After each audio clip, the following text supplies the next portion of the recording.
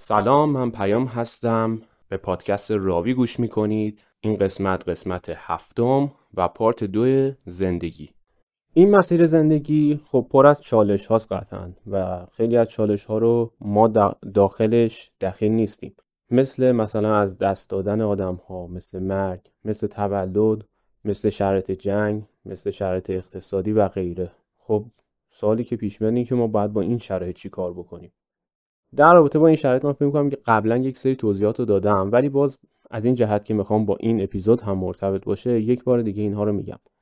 من فکر می‌کنم ما باید اتفاقات رو دو دسته بکنیم، از اینکه چقدر ما داخلش دخیل هستیم و چقدر داخلش دخیل نیستیم و این شرایط رو مجبوریم بپذیریم.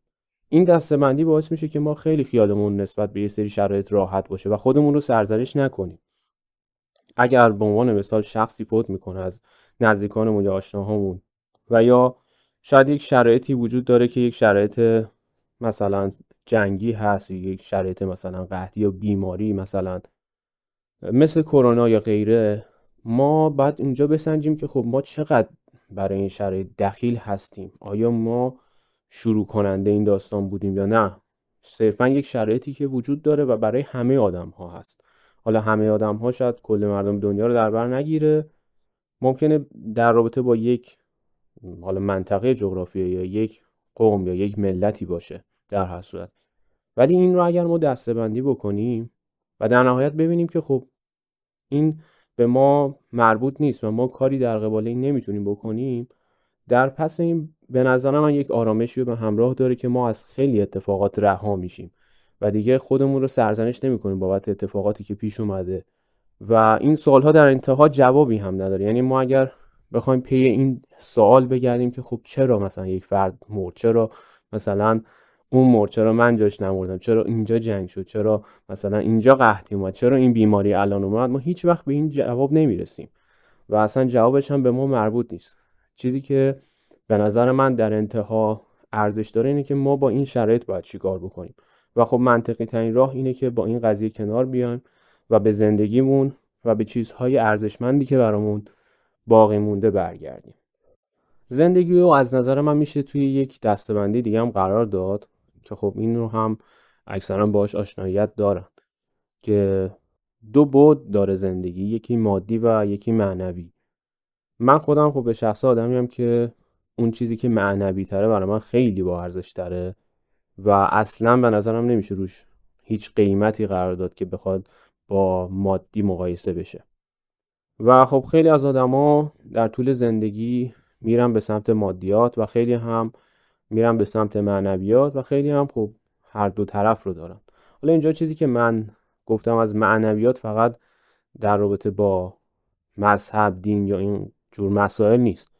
چیزی که برای من توی دسته‌بندی معنویات قرار میگیره مفاهیم عمیقی هست که به هیچ عنوان هیچ ارزش گذاری نداره، مثلا سلامتی، خانواده، دوست، رابطه، عشق. اینها چیزایی هست که توی این دسته‌بندی برای من قرار میگیره و من فکر میکنم این معنویات خیلی باعث میشه که کیفیت زندگیمون دستخوش تغییر بشه یا حالا رو به مثبت بره یا رو به منفی. یعنی مادیات خب از نظر من خب هر کسی میتونه تلاش بکنه، داره شغلی باشه و خب همه قطعاً به هر میزانی که تلاش بکنن یا سهیم باشن میتونن مادیات رو به دست بیارن. حالا یکی ممکنه برفرض مثلا یه خونه‌ای بخره، یکی ماشین بخره، یکی هر چیزی که نیاز داره بخره، ولی در نهایت اون چیزی که فکر می‌کنم تفاوت میکنه توی زندگی آدم‌ها و روی کیفیت زندگیشون تأثیر میذاره اون معنویات هست که خب هر کسی ممکنه یک مفهومی رو تو زندگیش دنبال بکنه، مثلا عشق یا تشکیل خانواده یا هر چیز دیگه‌ای، و اون خیلی زمان برتر باشه تا اون چیزی که بر اساس مادیات بخواد بهش برسه. یه مورد دیگه که در رابطه با زندگی به نظر من وجود داره بحث انتظاراته. من جایی میخوندم که نوشته بود ما تنها به دنیا میایم و تنها هم میمیریم، بنابراین نباید از آدمی این وسط انتظار داشته باشیم که بیاد و زندگیمون رو دگرگون بکنه. حالا درسته که ما توی این مسیر با آدمای مختلفی آشنا میشیم، آدمایی که باعث میشن ما بخندیم، آدمایی که باعث میشن شاید ما دلمون بشکنه، آدمایی که چیزی رو به ما یاد میدن، آدمایی که چیزهایی رو از ما میگیرن، آرامشمون و فکرمون رو. شاید پولمون باشه و خیلی چیزای دیگر از ما میگیرن.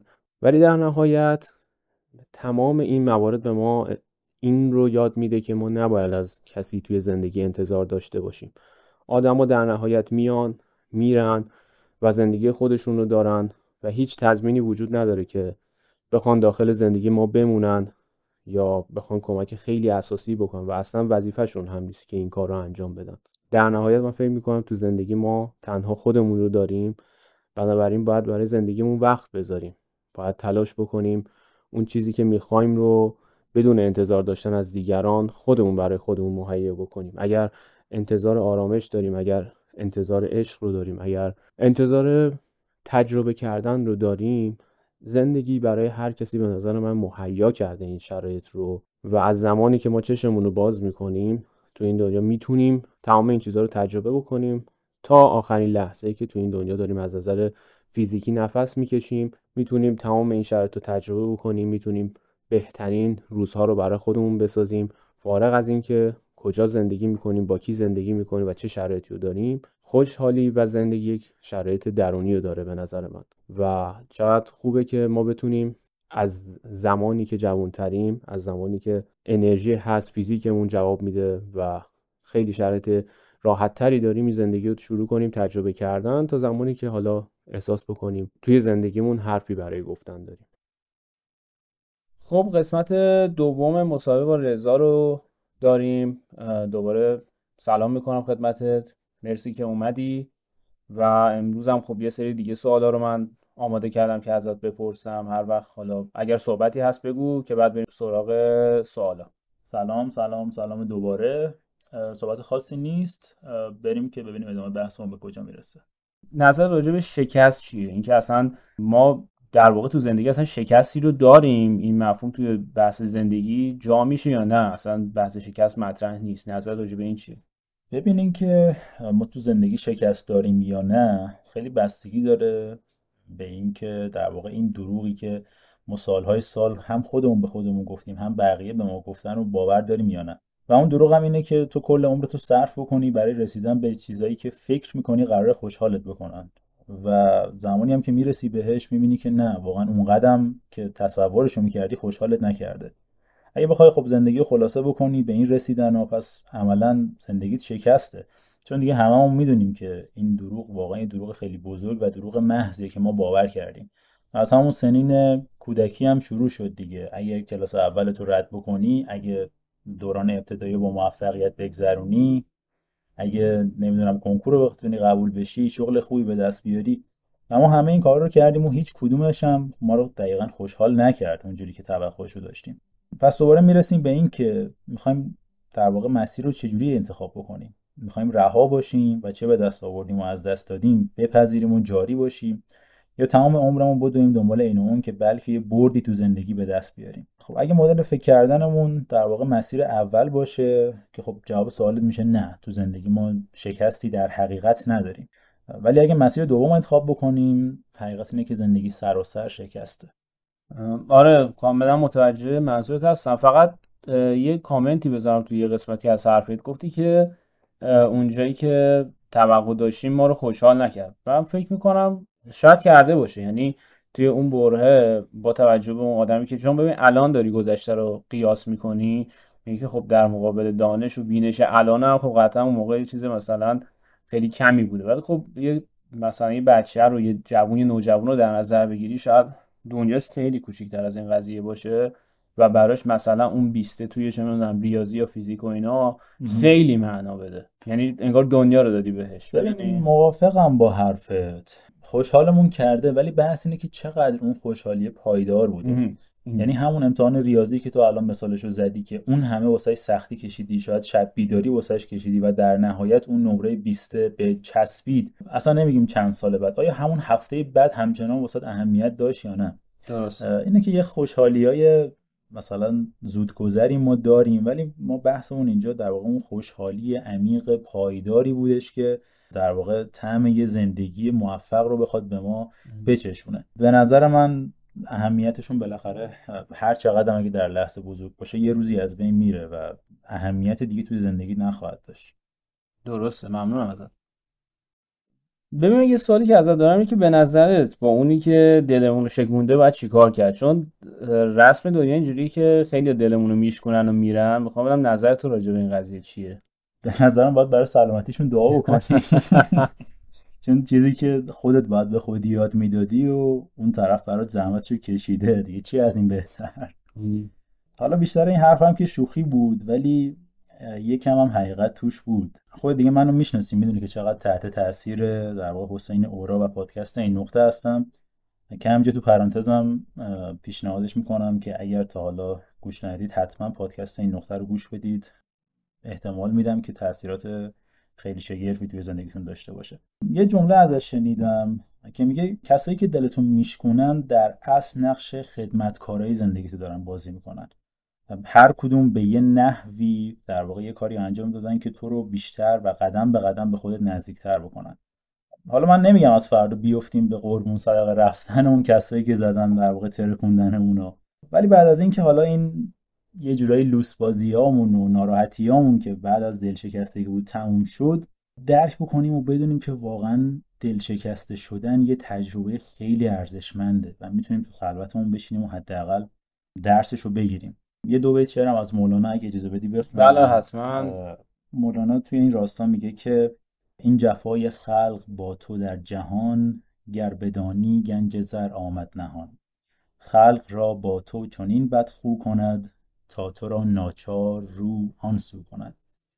و اینجا منظور از این آن سو در واقع سوی خودته، سویی که به کسی وابسته نیست و در واقع یه برگشت خیلی شکوهمندانه به خودت و اینکه بدونی نباید چیزی که میخوای و از بیرون طلب بکنی. خیلی ممنونم ازت. میکنم دیگه جواب جامع و کاملی دادی. فقط برای اینکه یه چیزی اضافه بکنم، خوب شد یه اشاره کردی به حسین که فکر میکنم واقعا جزء افرادی که داره خالصانه این راهو میبره جلو و منم مثل خود موافقم باید بیشتر گوش بدیم. حالا به نوبه خودمون داریم تو اینجا توصیه میکنیم که اگر میتونید این پادکست رو گوش بدیم و حمایت کنید، چه آدمی که خالصانه دارین راه میبره جلو و بدون هیچ چشم داشتی شاید نزدیک به 100 تا 200 تا پادکست 1 ساعت به بالا در رابطه با زندگی صحبت کرده و یه جوری یک لایف کوچیه که من خودم به شخصه خیلی قبولش دارم و فارغ از اصلا صحبتش فارغ از هر گونه مذهب و رنگ و نژاد و ایناست، در طول زمان به نظرم ثابت میمونه.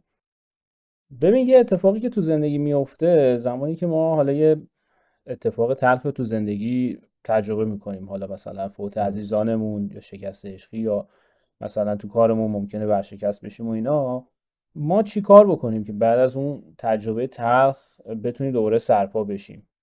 حالا اینکه میگیم ما چی کار بکنیم، حقیقت من خودم رو تو جایگاهی نمیبینم که بخوام در واقع برای بقیه توصیه‌ای داشته باشم، ولی چیزی که برای خودم کار کرده همیشه فکر کردم به جنبه‌های مثبت زندگیم و البته شکرگزاری و قدردانی بابتشون بوده. حالا انگلیسی زبونا یه جمله‌ای دارن که دقیقاً کارکردش همینه، یعنی به کسی که حالا احساس شکست داره یا حس خوبی در تو اون لحظه نداره میگن که count your blessings، یعنی نعمتاتو بشین بشمر.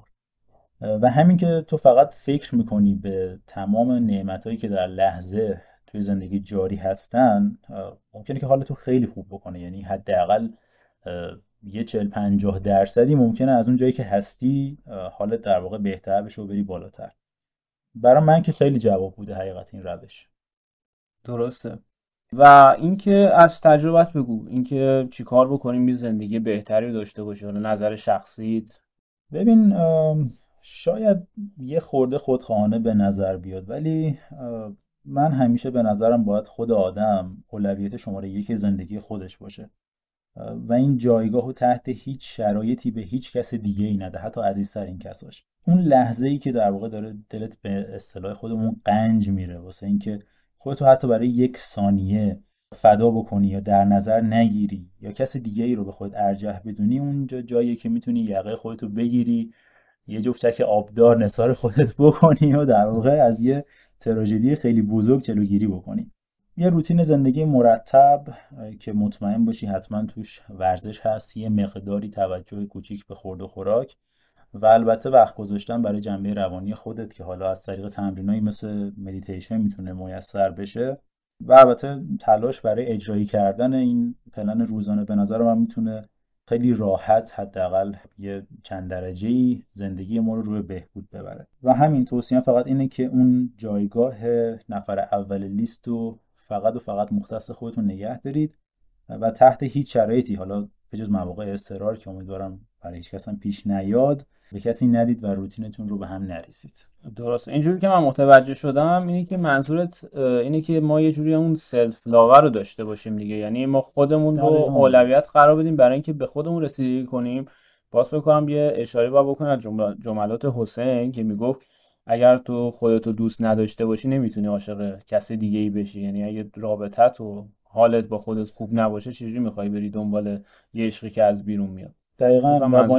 و با این توضیح میتونیم برگردیم به جمله اولم و یه خورده اصلاحش بکنم، چون گفتم شاید یه خورده خودخواهانه به نظر بیاد.